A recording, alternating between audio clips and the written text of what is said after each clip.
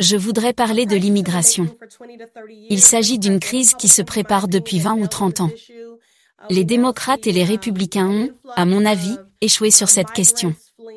Nous assistons aujourd'hui à un afflux de migrants fuyant le Venezuela, Haïti, qui fuient des pays en proie à des troubles civils et à la dévastation. Le Congrès n'a pas agi. Notre système d'immigration actuel est défaillant. Il criminalise les familles qui viennent dans ce pays à la recherche d'une vie meilleure pour elles-mêmes et leurs familles. C'est pourquoi je continue à défendre les intérêts de nos communautés d'immigrés, en travaillant avec 300 organisations de défense, The New Way Forward et tant d'autres. Je suis convaincu de la nécessité de protéger les familles bénéficiaires du TPS qui fuient les catastrophes naturelles, les troubles politiques et la violence. Je co-préside le House Haiti Caucus. De la même manière que nous avons redéfini le TPS pour les Vénézuéliens, nous devons faire la même chose pour les migrants haïtiens. Je continue de plaider en faveur de ressources fédérales importantes pour aider le Massachusetts à répondre aux besoins urgents de nos nouveaux arrivants et pour les aider à se réinstaller avec succès dans le 7e État membre.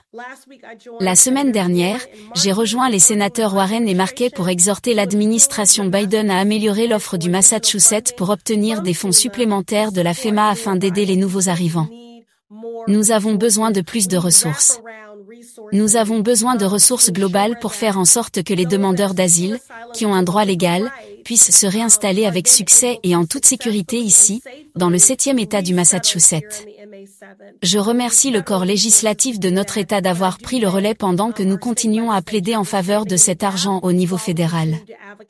Enfin, en ce qui concerne Haïti, je tiens à dire que ce pays se trouve à moins de 800 miles de la Floride. Donc, si les gens sont frustrés par cette crise humanitaire et par l'afflux de migrants haïtiens qui arrivent au 7e MA, c'est pourquoi il est important que nous stabilisions Haïti.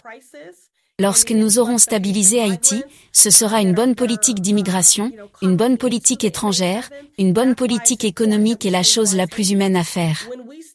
Nous devons cesser d'expulser des personnes vers Haïti, car c'est une condamnation à mort. Nous devons redéfinir le TPS, c'est vraiment essentiel.